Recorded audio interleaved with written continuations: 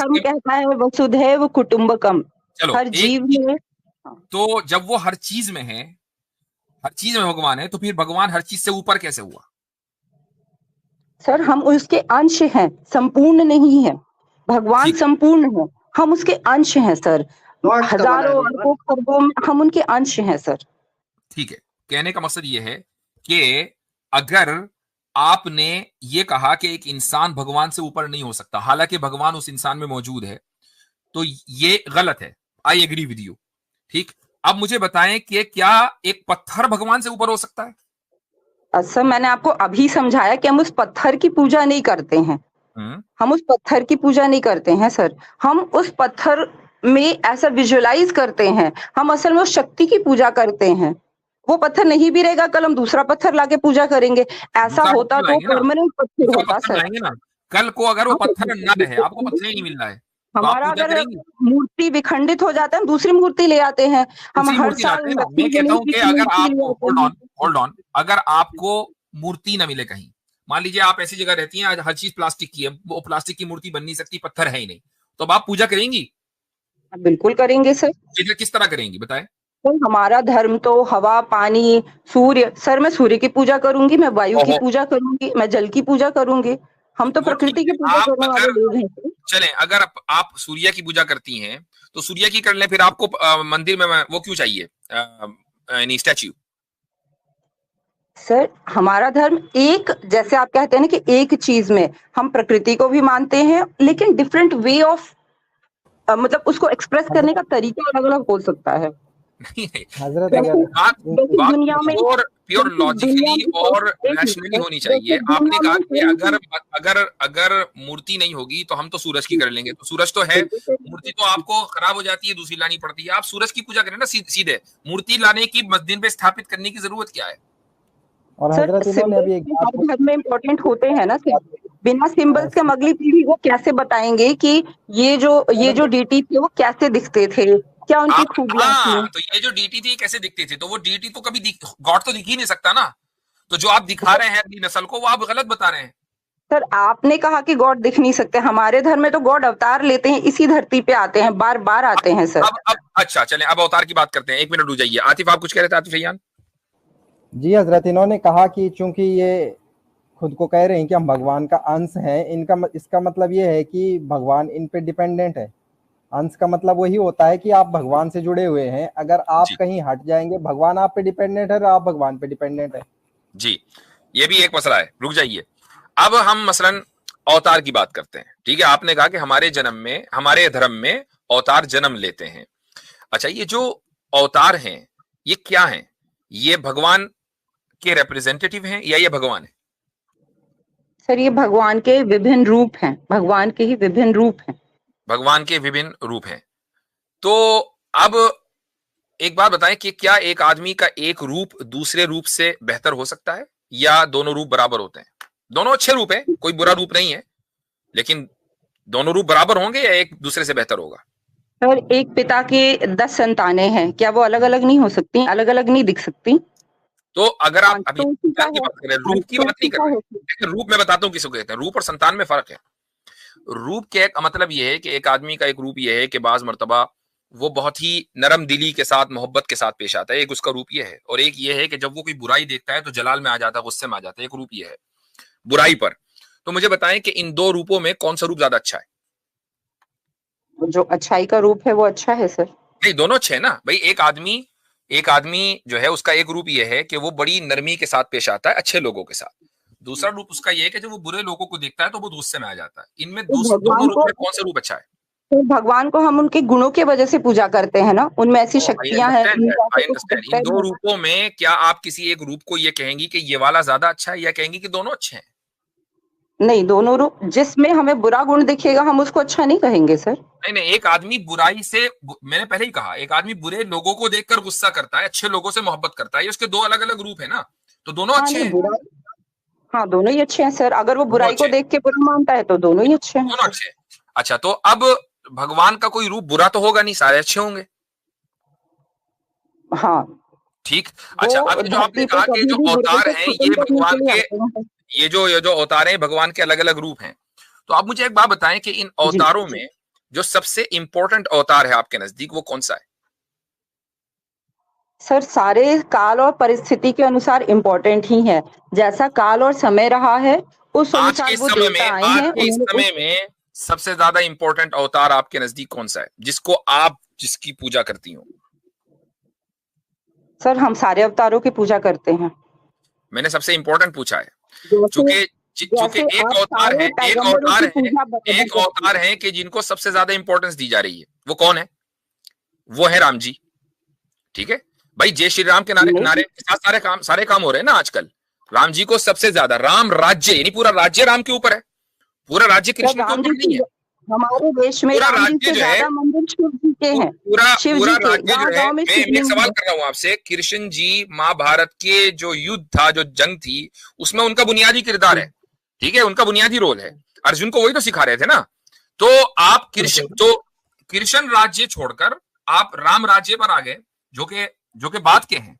तो इसका मतलब क्या हुआ कि आपने राम को ज्यादा इंपॉर्टेंस, राम जी को ज्यादा आपने इंपॉर्टेंस दी कृष्ण जी के मुकाबले में, जबकि महाभारत आपके यहाँ बहुत ज्यादा इंपॉर्टेंट है, उसको छोड़ दिया आपने, गीता को छोड़ दिया आपने, राम जी को ज्यादा इंपॉर्टेंस दे दी। पूरे मुल्क की जो पॉलिटिक्स है, पूरे मुल्क की जो पॉलिटिक्स है वो राम जी के इर्द गिर्द आ गई। अच्छा, एक तो आपका नहीं, मैं पॉलिटिक्स की बात नहीं कर रहा हूँ। Okay, let's leave it aside. मुझे एक बात बताएं कि क्या खुदा जन्म ले सकता है? उसका कोई रूप जन्म ले सकता है? जी बिल्कुल ले सकता है सर, अवतरित हो सकता है। वो माँ के गर्भ से जन्म नहीं लेते, वो स्वयं उत्पन्न होते हैं, वो आते हैं। यानी राम जी के माँ बाप नहीं थे? नहीं, माता पिता तो थे सर, लेकिन क्योंकि वो जन्म हुआ कि नहीं हुआ? उनके अवतार सर, हम उनको जन्म नहीं कहते, हम उनका अवतार कहते हैं। आप कुछ भी मतलब अवतरित बायोलॉजिकली उनका जन्म हुआ या नहीं हुआ? हाँ हुआ सर, हुआ सर। तो खुदा के किसी रूप का बायोलॉजिकली जन्म हो सकता है, क्योंकि रूप बायोलॉजिकल नहीं होता। फॉर योर काइंड, तो जितने भी हमारे देवता हैं, जितने भी अवतार हैं, वो आम इंसानों की तरह आम लोगों के बीच में रहे हैं, ताकि जो नॉर्मल इंसान है वो सीख सके उनसे। वो नॉर्मल दिखते हैं, वो नॉर्मल इंसानों जैसा बिहेव करते हैं, उनके लाइफ में भी सुख दुख आते हैं, वो भी रोते हैं, वो भी हंसते हैं। अंदर सॉसी गार्लिक कीमा, बाहर ढेर सारा चिकन और shawarma sauce. Too much chicken, too much sauce. Order now. Hi sir 4 lakh की एक एफडी करवानी थी, लेकिन 4 लाख में से अभी मैं आपको 5,000 दे पाऊंगी, बाकी मैं आपको। वो भी हंसते हैं, ताकि आम इंसान उनसे कनेक्ट कर पाए अपने आप को कि ये भी तो हमारे ही तरह थे। अब आज के डेट में हम लोग कहते हैं कि राम जी जैसे इंसान ने जब दुख भोगा, जब उन्हें परेशानी आई, तो हमारी क्या औकात है? या सीता जी के साथ ऐसा, मतलब जो भी हुआ अपना उनके लाइफ में, उनके दुख आए, तो हम क्या चीज हैं? तो ये चीजें हमें कनेक्ट करने में हेल्प करती हैं सर। ठीक है, वेरी गुड पॉइंट। देखें, मैं इस्लाम का कॉन्सेप्ट आपके सामने रखता हूं कि आपने कहा कि भाई इंसानों को सीखने में मदद मिलती है। तो हमारे यहाँ जो कॉन्सेप्ट है वो ये कि अल्लाह ताला ने इंसानों के दरमियान अपने मैसेंजर्स भेजे हैं, अपने प्रॉफिट्स भेजे हैं। वो खुदा नहीं थे, ठीक है, खुदा उनमें नहीं था।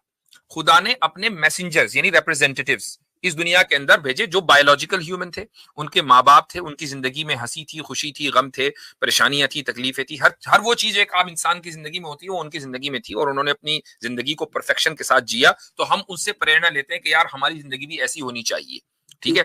लेकिन हम उनकी पूजा नहीं करते हैं, क्यों? क्योंकि वो खुदा नहीं है। यहां फर्क आ जाता है कि आप अवतार को मानते हैं, जितने भी अवतार हैं, और आप उनका मकसद यही बयान करते हैं कि भाई मकसद ये है कि भाई हम उनसे सीखें, क्योंकि वो हमारे जैसे ह्यूमन थे बायोलॉजिकली। लेकिन फिर जो प्रॉब्लम आती है वो ये सुन लीजिए मेरी बात, जो प्रॉब्लम आती है वो ये आती है कि आप उनमें भगवान को बिठा देते हैं और उनकी पूजा शुरू कर देते हैं। मुझे एक बात बताएं कि अगर वो पूजनीय हैं, अगर आप उनकी पूजा करते हैं, तो फिर वो हमारे जैसे नहीं है, वो हमसे कहीं ऊपर है, कि वो उनकी पूजा की जा रही है। अंबिया और प्रॉफिट्स की पूजा नहीं की जाती। अब हमने उनको वो स्टेटस दिया जो एक इंसान को दिया जाता है। हाँ, हमसे बेहतर वो इस माना करें कि मोरली बेहतर है, वो गॉड से कनेक्टेड इस माना करते हैं कि गॉड से मैसेज ले रहे थे, लेकिन वो पूजा नहीं, पूजा होगी सिर्फ गॉड की होगी। ये फर्क है। अब मुझे एक बात बताइए कि अगर हम गॉड को वो हक दे रहे हैं, वो मकाम दे रहे हैं कि पूजा सिर्फ गॉड की होगी, किसी और की नहीं होगी, क्या ये मकाम गलत है? क्या उसको ये स्टेटस देना गलत है? सर हम तो नहीं, आप पूजा, हम भी तो ब्रह्म की पूजा करते हैं सर। ब्रह्म से ही विष्णु निकले, ब्रह्म से ही शिव निकले। हम भी पूजा तो एक ही ईश्वर की करते हैं सर, लेकिन तो उनके फॉर्म अलग अलग हैं, उनके फॉर्म अलग अलग हैं। ब्रह्म से ही विष्णु निकले, क्या मतलब? निकलने का क्या मतलब है? पैदा हुए? हाँ, उनके अलग अलग उनकी अलग अलग शक्तियों से, उनके अलग अलग शक्तियों से सर एक क्रिएटर बने, एक ने क्रिएट किया वर्ल्ड को, एक चलाते हैं, एक डिस्ट्रॉयर हैं, तो ये ब्रह्म के ही अलग अलग स्वरूप हैं सर। अच्छा, एक ये तीन जो है, एक चलाते हैं, एक ने पैदा किया और एक जो है वो डिस्ट्रॉयर है, ये तीनों अलग हैं कि एक हैं? ब्रह्म के ही रूप हैं ये तीनों, दिखते अलग हैं पर है एक ही के अंश, एक पिता के तीन पुत्र। एक पिता के तीन पुत्र हैं, ठीक है, लेकिन तीन पुत्र अलग अलग तो होते हैं। हाँ, तो अलग अलग है ना सर, अलग अलग हैं, ठीक है। अच्छा, ये तीनों काम सुन लीजिए, ये तीनों काम खुद पिता कर सकता था कि नहीं कर सकता था? यानी वो पैदा भी करता, चलाता भी और डिस्ट्रॉय भी होता, वो पिता के अंदर ये सलाहियत थी कि नहीं? सर वो ठीक है, लेकिन सारा काम खुद क्यों करना सर? इसलिए कि वो ऑमनीपोटेंट है, इसलिए कि वो ऑमनीपोटेंट है। नहीं नहीं नहीं है, ऐसा नहीं है, मैं ही सब हूँ, मैं ही सब कर सकता हूँ, ऐसा नहीं है सर। नहीं, अलग नहीं है, अलग अलग। एक मिनट, एवरीबॉडी प्लीज, मैं जरा एंगेज हूं साथ। मुझे एक बात बताइए कि क्या खुदा ऑमनीपोटेंट नहीं है? क्या भगवान ऑमनीपोटेंट नहीं है? नहीं है सर। नहीं है, तो फिर वो भगवान नहीं है। ये एक बहुत बड़ा स्टेटमेंट आपने दिया, क्योंकि वो भगवान या वो ईश्वर के जो मेरे आपके ऊपर निर्भर हो, मेरे और आपके ऊपर डिपेंड करता हो ना, तो फिर वो ईश्वर कैसा? सर ये डिपेंड होना क्या होता है? तो वही जो आप कह रहे हैं कि वो खुद नहीं कर सकता, उसको हेल्प चाहिए। सर उसने अपनी ही कृति तीन बनाई कि आप जाइए, आप वर्ल्ड को चलाइए, आप जाइए, आप वर्ल्ड क्रिएट कीजिए, आप जाइए, आप डिस्ट्रॉयर का काम कीजिए। एक देश एक ही आदमी चला लेता है क्या सर? एक देश चलाने के लिए भी एक घर चलाने के लिए भी देश एक आदमी इसलिए नहीं चला सकता क्योंकि वो उसके अंदर सलाहियत नहीं है। मसलन ऐसा ही है। प्राइम मिनिस्टर को पूरी कैबिनेट चाहिए। सिस्टर, एक दूसरे के ऊपर ना बोले, मैं आपकी बात सुन रहा हूँ, आप मेरी बात सुन रही ना। मैं जब बात कर रहा हूँ तो आप सुन लीजिए, फिर आप जवाब दीजिए। प्राइम मिनिस्टर को पूरी कैबिनेट चाहिए। प्राइम मिनिस्टर ही फाइनेंस मिनिस्टर हो, वही होम मिनिस्टर हो, वही फॉरेन मिनिस्टर हो, वही जो है डिफेंस मिनिस्टर हो, सारे काम वो खुद ही करे, तो भाई उस मुल्क का फिर अल्लाह ही हाफिज है, वो तो उसका तो बेड़ा गर्क होना है, ठीक है। वही सारे काम देखे तो उसको पूरी कैबिनेट इसलिए चाहिए कि वो सारे काम नहीं देख सकता। वो सिर्फ क्या है कि वो उनको सुपरवाइज कर सकता है, वो हर काम खुद नहीं कर सकता, माइक्रो मैनेजमेंट नहीं कर सकता। मैक्रो मैनेजमेंट भी वो बहुत लेवल बहुत ही उस पर कर सकता है, यानी एक हद तक जाकर। लेकिन ये बात इसलिए अंडरस्टैंडेबल है क्योंकि जो प्राइम मिनिस्टर होता है या प्रेसिडेंट होता है वो इंसान है, वो हमारे जैसा है, हमारे अंदर लिमिटेड कैपेबिलिटीज है। लेकिन जो ईश्वर है वो ऑमनीपोटेंट है। ऑमनीपोटेंट का मतलब ही ये होता है कि जिसके पास एब्सोल्यूट अथॉरिटी और एब्सोल्यूट पावर हो और उसको कोई चीज आजिज ना कर सके, यानी इनकेपेबल ना कर सके, वो थके ना कोई काम करके। ऐसा नहीं कि यार बहुत काम है आज, तो ऐसा नहीं है, वरना फिर एब्सोल्यूट पावर नहीं है। तो अगर खुदा के पास एब्सोल्यूट पावर है तो उसको किसी 3 या किसी 4 या किसी 10 की जरूरत नहीं है इस दुनिया को बनाने और इसको चलाने के लिए। वो खुद ही ये काम कर लेगा और थकेगा नहीं। जी सर, मैंने आपसे कहा कि पावर शेयरिंग भी एक चीज हो, ये बताने का एक तरीका है कि दुनिया अलग अलग फॉर्म में, अलग अलग तरीके माध्यम से भी चल सकती है सर। ये अलग अलग कॉन्सेप्ट इस पे बात करें कि आपने अभी एक स्टेटमेंट दी सिस्टर, आपने अभी एक स्टेटमेंट दी, सॉरी मैं आपको इंटरप्ट कर रहा हूँ, कि गॉड इज नॉट ओमनीपोटेंट। उस पे बात होनी चाहिए कि आपने जो बोला ना कि गॉड ओमनीपोटेंट नहीं है, उस पे बात हो। जी गॉड, आपने ये इतना बड़ा स्टेटमेंट दिया है कि जो खुद आपकी जो धर्म की किताबें हैं ना, चाहे वो गीता हो या कुछ भी हो, उन सब के खिलाफ है। तो आपके यहाँ इनफैक्ट फॉर योर इंफॉर्मेशन, आपके धर्म में ये कॉन्सेप्ट है कि गॉड ऑमनीपोटेंट है। वाजिदी सर, मे बी शायद मैं इस वर्ड का सही मतलब ना समझ पाई हूँ, मे बी आप मुझसे ज्यादा इंटेलेक्चुअल हैं, मैं उस वर्ड का मतलब नहीं समझ पाई, तो शायद मैंने इसका जवाब दिया। हाँ जी, मैं बता देता हूँ। ऑमनीपोटेंट का मतलब होता है कि वो हस्ती, वो जात के जो हर चीज के ऊपर ताकत कुदरत रखे, ऑल पावरफुल तो वो है। और उसमें किसी शेयरिंग की जरूरत ना हो, किसी के ऊपर डिपेंडेंसी की जरूरत ना हो, जो हर काम के ऊपर उसको कुदरत हो बगैर किसी थकावट के, वो ऑल पावरफुल है। और हजरत मजे की बात ये है, वो भी तो उसी के पावर्स हैं सर, वो भी तो उसी के फॉर्म ऑफ पावर है। जो 3 उसने क्रिएट किए हैं अपने आसानी के लिए क्रिएट किए, वो भी तो उसी के फॉर्म है सर। अपनी आसानी के लिए, आपने खुद ही बोल दिया कि उसने अपनी आसानी के लिए क्रिएट किए हैं। तो भाई आसानी के लिए हम कोई काम इसलिए करते हैं क्योंकि हमें परेशानी हो रही है, तभी तो आसानी आएगी ना। जिसको परेशानी हो रही हो वो ऑल पावरफुल कैसे हो सकता है? एग्जैक्टली सर, जो बहुत पावरफुल होता है क्या वो अपने पावर शेयर नहीं कर सकता? हाँ, बहुत पावरफुल ऑल पावरफुल नहीं करेगा, बहुत पावरफुल करेगा। मसलन प्राइम मिनिस्टर बहुत पावरफुल है, वो करेगा शेयर। डोंट पे ब्रोकरेज पर lot and save lot of money. मान लो आपने 4 लॉट निफ्टी, वो करेगा शेयर, लेकिन ऑल पावरफुल नहीं करेगा।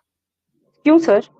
इसलिए कि वो ऑल पावरफुल है, उसको जरूरत यही तो कॉन्सेप्ट है, यही तो कॉन्सेप्ट है। इस चीज को समझना जरूरी है कि ऑल पावरफुल का मतलब ही ये होता है, कुरान खुद ही कहता है ना, वमा मस्सना मिन लुगूब, हमें कोई थकावट नहीं हुई, क्योंकि थकावट अल्लाह ताला को हो ही नहीं सकती। आपने कहा कि खुदा ने, ईश्वर ने अपनी आसानी के लिए तीन को जन्म दिया है, जो भी क्रिएट किया, ये तीन ये काम कर रहे हैं। जो आसानी का लफ्ज आपने बोला है ना, यही असल में वो, ये इसलिए नहीं बोला कि आपसे, आपकी गलती से आपके मुंह से निकल गया, नहीं, बल्कि ये पूरी एक डॉक्ट्रिन है जिसको आप सीखती चली आई हो और आज तक यहाँ आप उस डॉक्ट्रिन को फॉलो करती आ रही हैं। वो डॉक्ट्रिन यही है कि खुदा ने अपनी आसानी के लिए, वो अपनी आसानी के लिए खुदा ने तीन को जन्म दिया या तीन को क्रिएट किया। ये जो आसानी है ये उसके लिए होगी जिसको किसी तरह की कोई परेशानी हो। गॉड को परेशानी जैसे ही हो, वो गॉड नहीं है, वो एकदम डिस्क्वालीफाई हो जाता है। तो सर, जिसे हम परफेक्ट कह रहे हैं, क्या उसकी दुनिया में कोई कमी नहीं है सर? उसकी दुनिया परफेक्ट है, जो बहुत ऑल पावरफुल है। ये दो अलग अलग चीजें हैं। उसकी दुनिया परफेक्ट है या अभी हम, ये एक अलग सवाल हो जाएगा कि भी परफेक्शन किसे कहते हैं, लेकिन हम डिरेल कर जाएंगे अपने इस इनिशियल जो कॉन्वर्सेशन है उससे। सर एक्चुअली वाजिदी सर, मेरा क्वेश्चन तो ये था कि मूर्तियों से इतनी नफरत क्यों है सर? हम कहीं और जा रहे हैं। ये मूर्तियों आपकी जबान से खुद ही निकल गया। देखिए, नफरत की बात सिर्फ इतनी है, मैं सिंपली बता देता हूँ। नफरत इसलिए है सिर्फ मूर्तियों से, यानी एक मान लीजिए आपने अपना फोटो दिया, भाई मेरा फोटो आपके सामने आ रहा है, मुझे इससे कोई नफरत नहीं है ना, तभी तो आ रहा है, मैं खुद कैमरा खोल के बैठा हूं। बात मूर्ति की नहीं है, बात खुदा की मूर्ति की है। जैसे ही आप ये कहते हैं ना कि खुदा के जिसकी मूर्त नहीं है ये उसकी मूर्ति है, तो आप खुदा की ब्लास्फेमी कर रहे हैं। बिल्कुल ऐसे ही जैसा कि आप मोदी जी का जहां फोटो लगना था वहां हिटलर का फोटो लगा दें तो ये मोदी जी की तौहीन है और वो सुप्रीम कोर्ट चले जाएंगे आपके खिलाफ और आपको अंदर कर दिया जाएगा। ठीक है, बिल्कुल ऐसे ही ये अगर खुदा जिसकी मूर्ति नहीं है, जिसकी कोई मूर्त नहीं है, जिसकी कोई सूरत और शेप नहीं है, जो ऑल पावरफुल है, जो अनलिमिटेड है, तो अगर आप मूर्त बनाते हो और ये कहते हैं कि ये खुदा की मूर्ति है, ये ईश्वर की मूर्ति है, तो आपने उसकी तौहीन की है। और जब आप खुदा की, ईश्वर की और परमेश्वर की तौहीन करें तो जो परमेश्वर को उसी तरीके से मानते हैं जैसा कि मानना चाहिए, जाहिर है कि उनको तो गुस्सा आएगा। नहीं तो सर, बिल्कुल ऐसे ही जैसे कि आपको संपित पात्रा की बात पर गुस्सा आया, बस इतना ही फर्क है। वालिद वाली एग्जांपल अगर दे दें, वो जो बड़ी मशहूर हो गई थी, अगर सिस्टर उससे हो जाए। नहीं चले, कोई बात नहीं, ठीक है। नहीं सर, मुझे, हम मंदिरों में जाते हैं, हमें एक्चुअली बहुत दुख होता है और हमें कभी कभी लगता है कि कैसी संस्कृति है जो दूसरे संस्कृतियों का रेस्पेक्ट नहीं करती, जो दूसरे कल्चरों का रेस्पेक्ट नहीं करती, बेदर्दी से तोड़ दिया, फोड़ दिया, मतलब कोई भी चीज। क्यों इस तरह से चीजें देख के बहुत लगता है कि क्या कल्चर है, क्या ये बैकग्राउंड लेके आए होंगे, क्या सीखा होगा उन्होंने। और ये नहीं कि इंडिया में सर, पूरे वर्ल्ड में ये चीजें हुई हैं, तो कोई इसका हमें स्पेशल लॉजिक तो दिखता नहीं है सर। सिर्फ ये कहना कि मूर्ति में, नहीं, बोलने दे। हाँ जी नहीं सर, बोलिए आप, मुझे बस इतना ही कहना था, बोलिए सर। ठीक है, तो आपने एक ये इल्जाम लगाया कि भाई हम जब मंदिरों में जाते हैं तो हमें बहुत गुस्सा आता है कि यार ये कैसा कल्चर है कि इन्होंने मंदिर तोड़ दिए, ये कर दिया, वो कर दिया। ठीक है, मैं आपको बताऊं कि जितने भी मंदिर